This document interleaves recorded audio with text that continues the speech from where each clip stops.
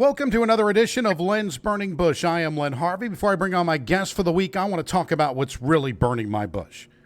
So it was an interesting week, to say the least, for me since my last podcast. My daughter graduated from high school, committed to college. Certainly a happy time for sure.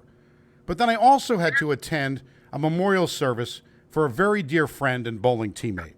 In last year's episode 4, Coronacation with Paul, we referred to our late friend, R.C. Hanser, as the most loving, miserable person we knew. The service was filled with good stories, and then led us back to his house, where we just sat in the garage and drank his favorite beer, Budweiser. Now, this reminded me that the simple things are what makes you smile.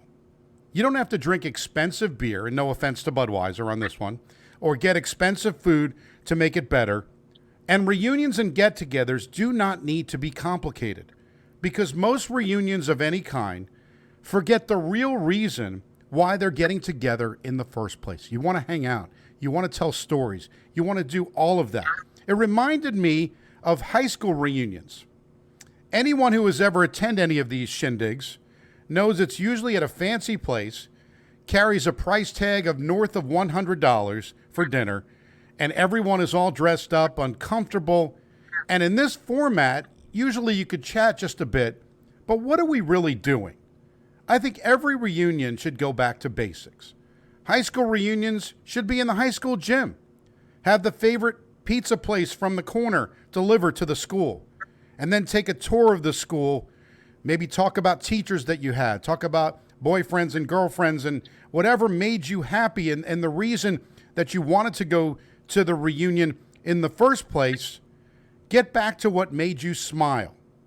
See people you haven't seen in a while and catch up on the good old days. And I know not everyone had fond memories of high school, and that might be a bad example, but I certainly know that you have friends you haven't seen in a while, and get together. Make it simple. Don't complicate.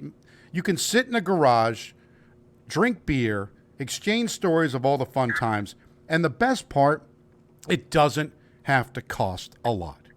With that being said, it's time to bring on my guest for the week. She is a New York City radio and TV host for a lot of years. That is because she started at the age of 5 years old. Please welcome the very talented Adrienne Watson to Len's Burning Bush. Adrienne, how are you? I'm fine. Glad to be here. I like to say I've been working since the last century. That's what it says on my page. Wow, the last century. Look at you. But again, at only 29, you look fantastic. I think it's great. We haven't seen each other or talked to each other in a long time. We used to work together at the lovely Fortunoff building. I've had many guests on. We talk about this Fortunoff building, which was a rat's nest. But what's your opinion of the Fortunoff building back in the day? Right in the heart of Midtown on fashionable Fifth Avenue. It was a really great location. I mean, you could walk everywhere. Rockefeller Center. It was an interesting place to work, but the backstory I think is even more interesting than that, because we started out at the World Trade Center when I started working, and I would go to the World Trade every morning. And then when the first incident happened at World Trade, we got booted out, and we actually ended up mostly at our radio stations because we had no place to go. And then after that, they found us the home on Fortunoff building on Fifth Avenue, right in the heart. It was really in the middle of everything. And actually, those were the days when I used to walk more. You park in the car and you walk blocks, and then all of a sudden you stop. You're driving everywhere and you don't get that exercise anymore. That definitely crept up on us. But after that first incident at World Trade, we got moved. And then after that, the company got bought and bought again. And then I still remember second World Trade, the towers, when the towers came down. I was actually working on television as traffic reporter on Channel 5 in New York, and we were there, we were watching it. I mean, we had one of our reporters down there, so it really hit home. I mean, we were in the studio for 20 hours on the day that terror attack happened at World Trade. So, I mean, after that, it took a while for us to get back to normal. But, we moved around a lot, and we got bought up a lot. And then we ended up in New Jersey with Shadow Traffic and Westwood One. And now it's iHeart. It's just a big happy family. But one constant is that you have stayed through this whole thing. Adrienne Watson is a legendary voice on New York City radio, and everybody feels comfortable with you giving the traffic. Well, thank you. I mean, I did start by flying in a helicopter, so I was an expert back then where you're actually seeing what's going on.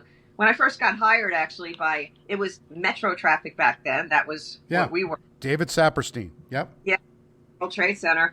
I was flying in a chopper for Z100, one of our top stations here in New York, which happens also to be an iHeart station. But I was flying in the chopper, and I got up every morning, and I went to Teterboro Airport and got in a chopper, and boom, there you go.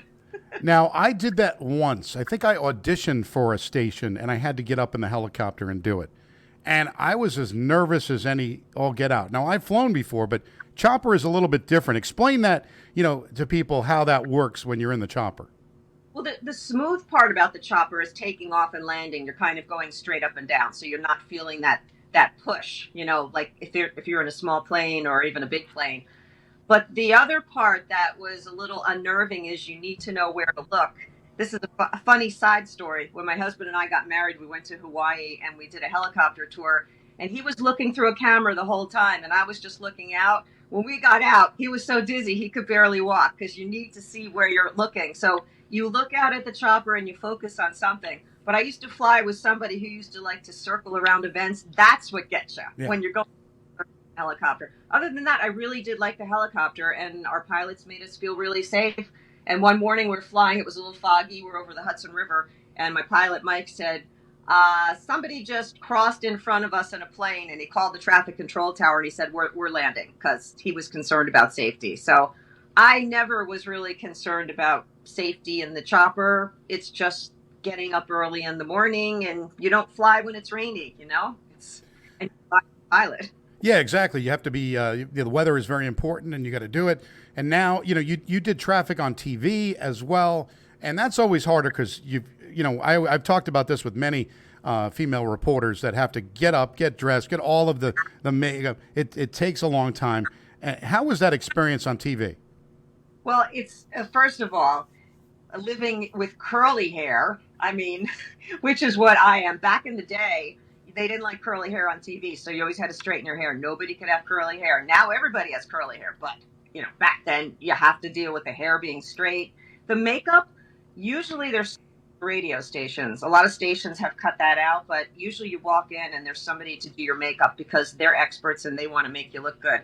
But my first foray TV was standing actually at Metro Traffic in the Fortunoff building in the middle of the place doing just my face, doing a traffic report.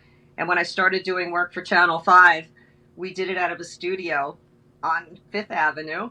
And, we had our own lights in there, had to do my own makeup. And, of course, that first day I was sick to my stomach. I was so nervous. I didn't think I was going to, you push yourself through radio and TV when you're really nervous. And somehow I survived. But a few months after that, one of the light bulbs blew in the studio. And the extra light bulbs were locked up and nobody could get at them. So that was my last time in that studio. And they moved me to the news building right after that. It's kind of funny, actually. Well, but it's fun on TV once you get the gist of the maps and pointing to things, which really is not that hard. You just have to do it a few times because you're doing opposite.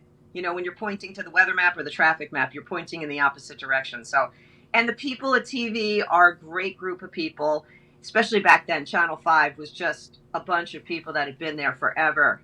Jim Ryan and Lynn Brown. It was just great bunch of people. It was a lot of fun. Yeah, I remember talking to a lot of, Chelsea did traffic. There was Eileen Marchese and all of the people that did TV traffic, Carrie Lee, and just, talking to them after because their studio would open the door real, once they were done, the door opened and they were just hanging out for 20 minutes, whenever the next traffic report was. And you always got to talk about. But one of the things that people, explain this because people don't understand that a lot of the radio and TV traffic reporters do what is called a split shift, and that is hard to do a split shift, right? You've done it. That's kind of mostly phased out, but I did that. I used to work mornings, and then I used to go home, and then I used to come back and work afternoons. Yeah. And it really disrupts your sleep. And after a while, I finally rebelled, and I said, I don't want to do the split anymore.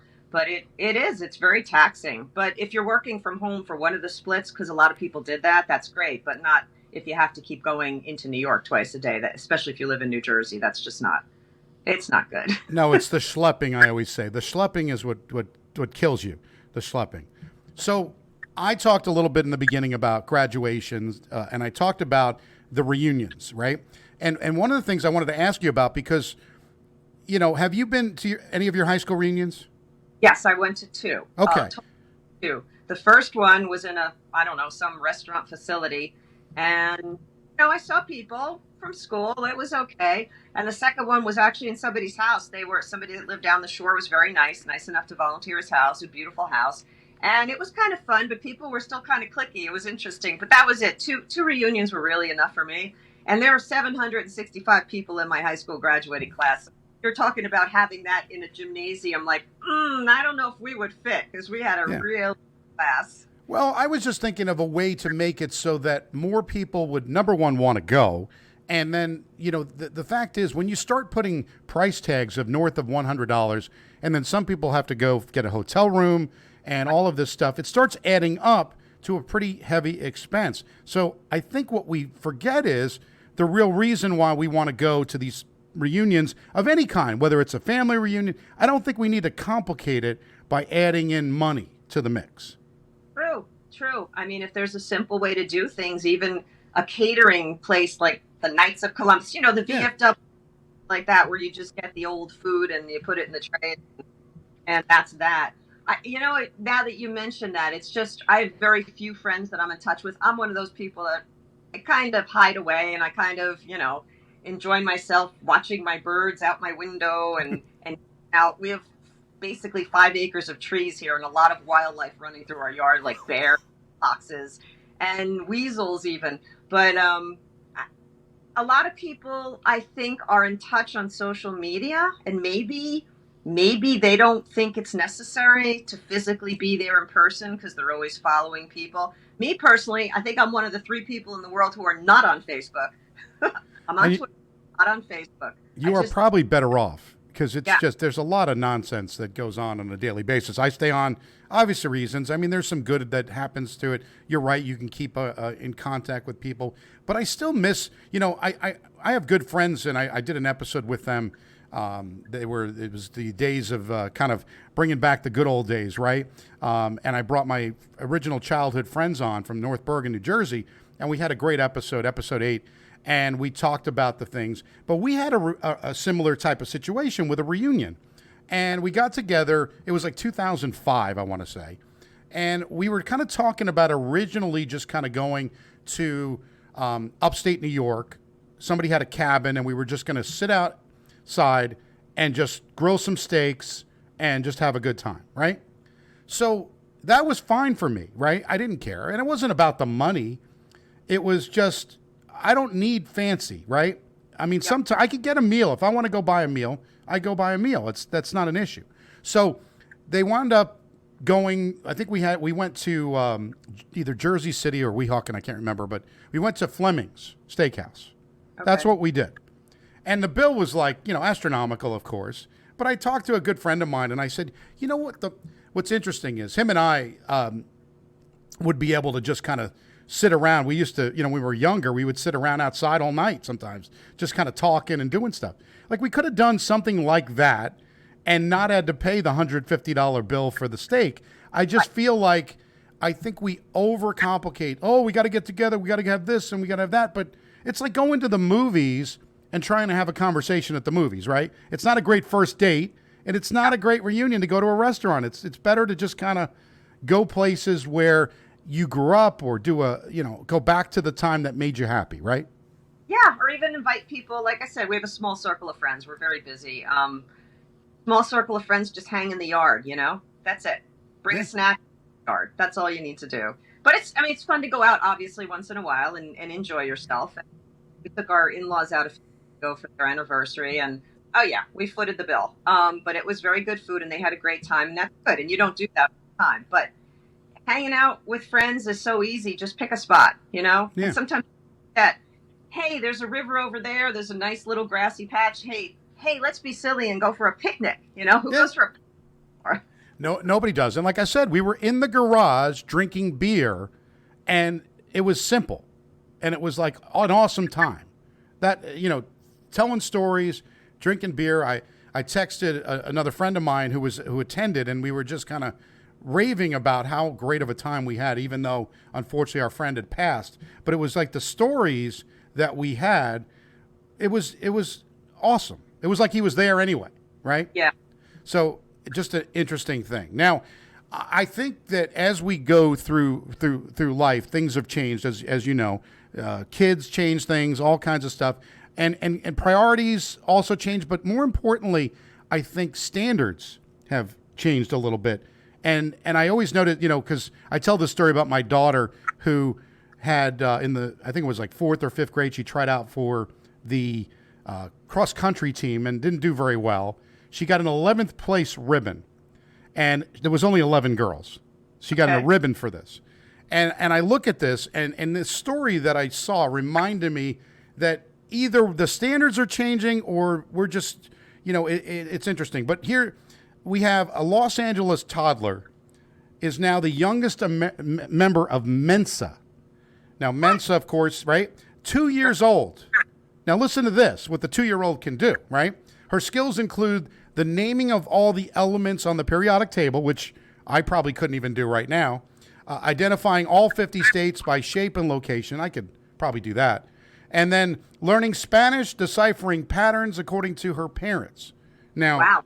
This is according to her parents, but I don't know if there was an actual test that was done. But why does a 2-year-old need to even be considered for this? Why can't a 2-year-old just have fun? I mean, are we really? It depends on the parent's personality profile. That's my only answer. Maybe they need attention, or maybe they just want her to have a chance to be, to shine. But I would hope that they're testing somebody at that point to know all the. That's crazy. It reminds me of Tom. I don't know if you remember Tom Lehrer. He was a part and he did a called the Elements, and he sang them. But back then there were fewer elements. But it was he's a great guy. Sometimes they have specials on about him on PBS. But anyway, sidebar. I don't know. I think that the parents sometimes need more attention, and that's scary. And yes, you're right. Standards have changed. My parents just worked hard. I started working when I was 18. You go play, you amuse yourself, and now it's just your kids are sitting there looking at their phones. There you go. Thanks for playing. Yeah. Sitting there for hours. Our nieces, nephews, they just sit there and stare at the phones, and that's not reality. No, it's like everybody thinks of course, their kids are special to them, right? But they're not special. Like, a lot of kids are just average, and that's fine too. But this one, they talk about, so her family said as soon as Kasha, her name is Kasha Quest, as soon as Kasha said her first word, her skills developed rapidly.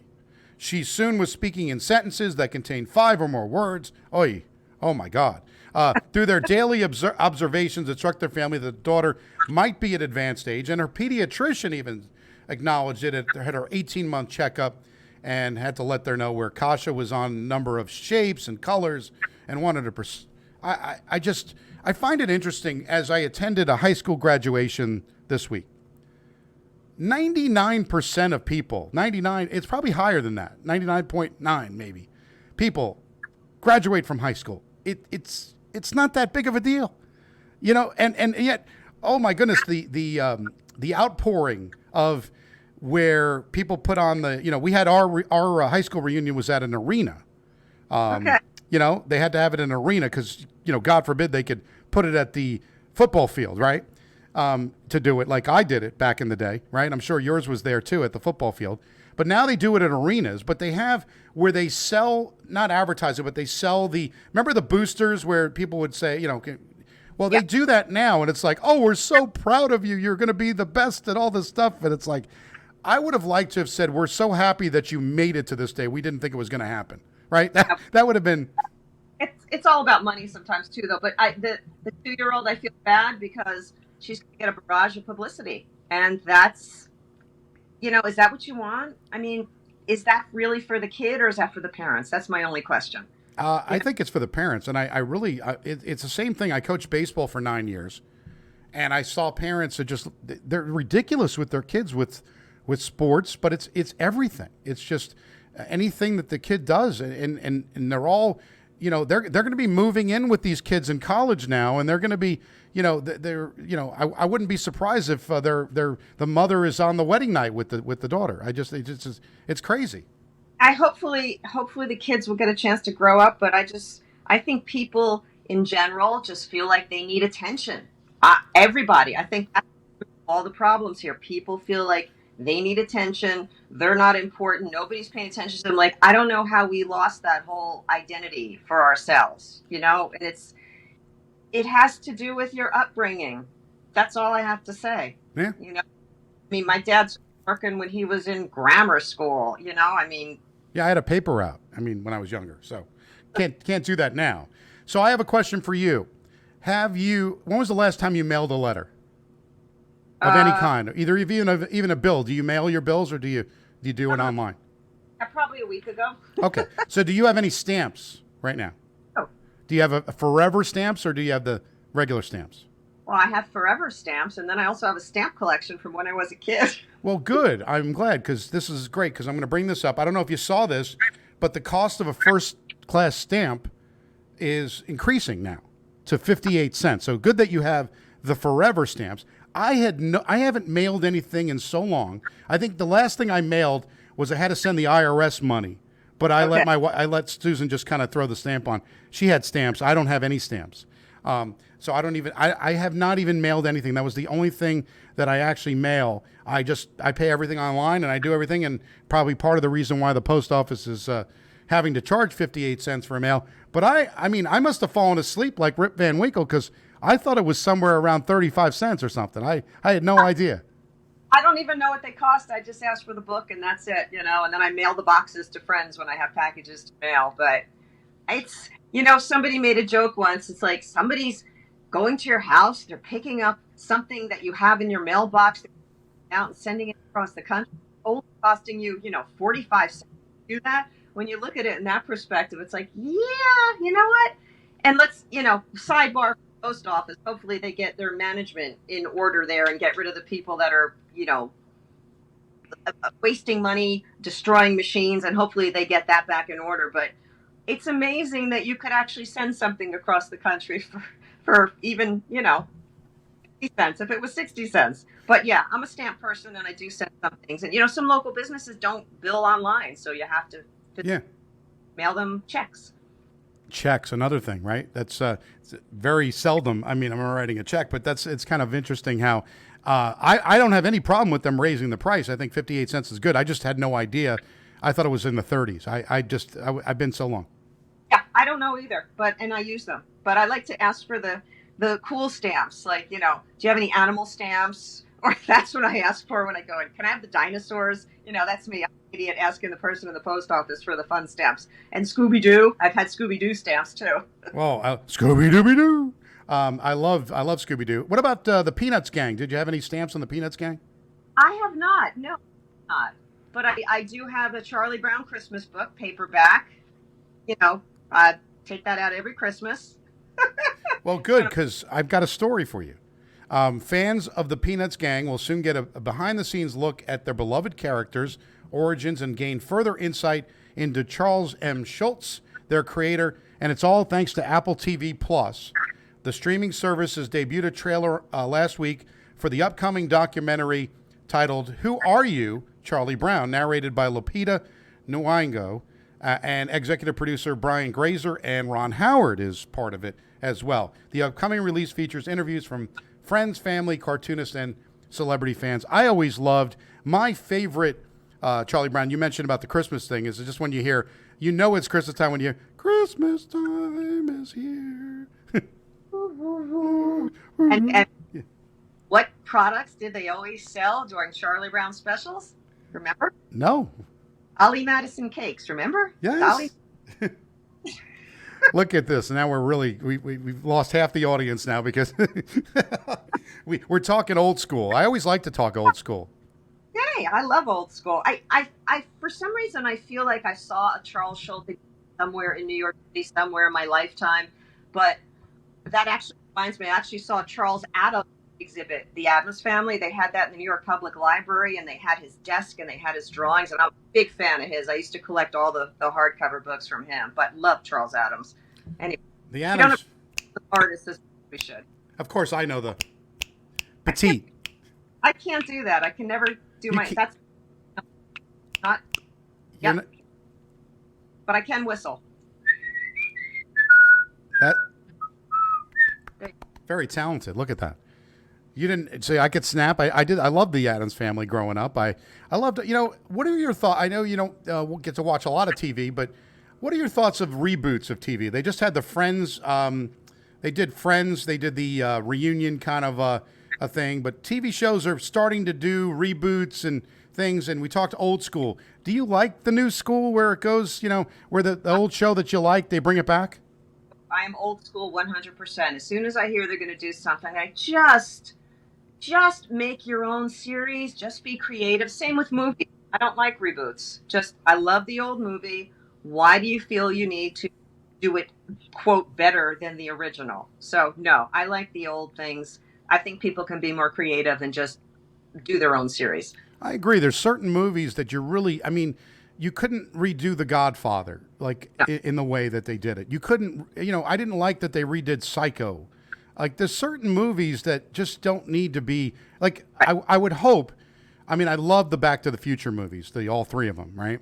I just don't know how you would bring on new people to do it and make it was so iconic that how do you even try to do that? Why would you try to do that? I think they're just going for a younger audience that maybe never saw the original, and just jazz it up for the kids so that they can pay attention. I call them kids. Yeah. Yes. I like reboot. I don't like anything changing. Guess my husband. Every time they change the way you do something, like, why are they doing that? I like old school. I get used to something and that's it. Boom, stuck. Well, one of the things that you probably are the same way. One of the things that when we were growing up, we learned about history. And like, for instance, I wasn't really around much when John Wayne did movies. He died in 1977. I was a little kid, but I remember looking back and watching movies or watch movies with Marilyn Monroe or you watch movies. Right. I don't think anybody really, it's same with music. I had my kids listening to older music at a young age, and even Guitar Hero was able to bring that out with a lot of the older songs so they can remember it. And now they like older music, not just the new stuff. I think if you're just into the new stuff, and like you said, maybe they hadn't seen Back to the Future, well, you can go on any streaming service and watch it. So right. It's just laziness is what I like to call it. I find it frightening when I say to somebody, yeah, the Beatles, like who? Like, what? Like, yeah. I have a crank record player that plays 78s from like the 1930s because I thought it was cool. I know who Billie Holiday is, even though I wasn't listening to music. I know who all the opera stars are from, 20s, but I wasn't there listening, but I just find that amazing. I love all kinds of music, most kinds of music, but you have to know what came before. Aren't you interested? That's what I don't understand. I'm very interested in the things that came before me. I try to keep up with the new stuff also. When I have my playlist for my pool parties, I try to be, the best mix of the 50s, 60s, 70s, 80s, and today, right? I don't just live in the 80s, right? I don't just live in the 50s, 60s, right? Try to have a little bit of everything. My son's girlfriend, I had music on last Sunday at a party, and she's like, I really love your playlist because it was just such a plethora of different kinds of music. And every once in a while, there's a new song, there's an old song, there's a new song. It's just kind of what I think you need to have just a variety of stuff. I made fun of my son and his girlfriend the other night. They went to a place. I don't know. Do you guys have Culver's by you? It's a custard kind of place where they have burgers and they make butter burgers. Have you heard? No, but I'm not. I don't eat burgers, so I wouldn't. Well, okay, but anyway, they went there and they had gone about a week ago, and they got us some stuff. And I ordered this thing with chocolate covered strawberry custard and they put marshmallow in it. And I asked for nuts, and I didn't get nuts. And I kept saying, and when they came this past week, I made a joke. I said, I'm still waiting for my nuts, But what was funny is my son and his girlfriend got the same exact thing they got from the last time. I go, you do realize that there's a reason that, and this is showing my age, that Baskin Robbins had more than 31 flavors because you need to try them all. Yeah. Well, that's interesting. We joke. I can't comment on current top 40 music and what people listen to, but when my husband are driving and we're next to a car and their windows are closed and we hear boom, boom, boom, boom Oh, coming out. Our joke is, hey, that needs more bass. That's yeah. our joke. It, Because it's like you're blowing your eardrums out with that. I mean, I like to recognize artistry, otherwise known as artistry, in any genre of music if someone can actually keep a beat, sing, in a key without auto tune. Sorry, kids, if you're using auto tune, but that's my standard for music. Like Enrico Caruso. I was trying to think of him before, as far as opera singers yeah. go, but Bonnie Raitt, who's never off key. Just people like that. It's like you just really appreciate that in music. Yeah. But No, go ahead. I'm sorry. no, I said everybody's got their taste. That's it. Well, true, and just like you said, I don't try to keep up with all of the new stuff, but I mean, I remember watching the Grammys when the first time I saw when they introduced The Weeknd. I'm like, I was ready for Loverboy, but are you ready for The Weeknd? I had no idea who this person was, and then there was another. I was just thinking, half these people, I have no idea who they were, and everybody was all excited about The Weeknd doing the Super Bowl, and I was like, it's okay, but I would never. That would be the type of person that I would never want to see in concert because their music is really more for the studio. Does that make sense? Or I'm being an Yeah. old curmudgeon? Yeah. No, sorry. Hey, I've seen King Crimson 4 times, so Yeah. that's who I want to see. And the remainder of Yes, I saw them a few years ago. Who's left? That's I want to see Philip Glass, probably the classical avant-garde composer. I've seen him more than anybody else in my concert, doing tracks for movies, doing live soundtracks for plays, and he's just brilliant and he's different. But Philip Glass, kids, go out and listen to him. That's it. Well, how can so you've got a you're not on Facebook, you are on Twitter. So why don't you give your Twitter handle and also your website so that people could kind of take a look at some of your reels and some of the amazing stuff that you've done? AdrienneWatson.com. It's ADRIENNE Watson.com. And it just shows some of my TV things. I also write some comedy and do a little amateur stand-up. I did some writing for the National Lampoon. So I've done a lot of things. But, so many things in life. New Devils, doing some hockey work. So I've done a lot of different things. But that's my website. And it's at Adrienne Funny for Twitter handle. I love the stuff that you do on Twitter, and I follow you on Twitter. I've been following you for a long time, and I love the stuff. I like to be funny, too, and I think that's why I started this. It was originally, because I'm too lazy to get up on stage and do a stand-up act, but this is kind of something I always wanted to do, just, to be funny, to write again, to be, what's interesting is people don't understand how hard it is to come up with even this on a weekly basis, and I always watch Jerry Seinfeld, and he says, you don't know how long it took me to write this speech that I had to do today. Like, it's just amazing. So no, observing the funny things. The best comedians, like Jerry Seinfeld or Billy Gardell, if you've ever seen him, from Mike and Molly. yes, love him. They do observational comedy, and it doesn't have, it's generally not involving any cursing, and they'll make a joke about maybe a bug on the windshield of your car, or the way your wife looks at you. That's the best kind of comedy. It's observational, but it's great too. Surprise comedy. It's like I'm at the food store checking out, and the cashier says, "Okay, that's $200." So I pause for a second. I go, "What?" And that because they get surprised. Do things like that.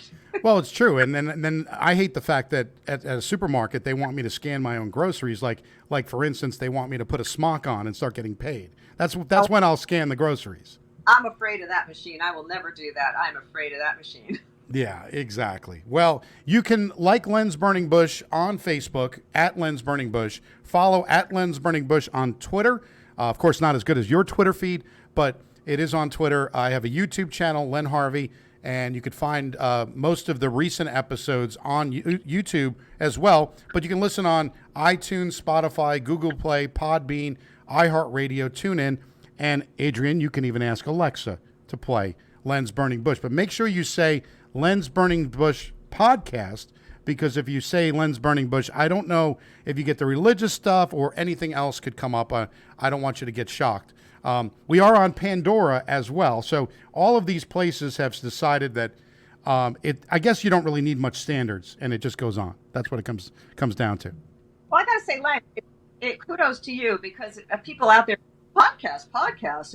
You just sit down and start spewing, but it takes a lot of thought and preparation to do a podcast, and you decided you wanted to do that. You went, got the equipment, set it up, and you put the effort in every week, and I really commend you for that.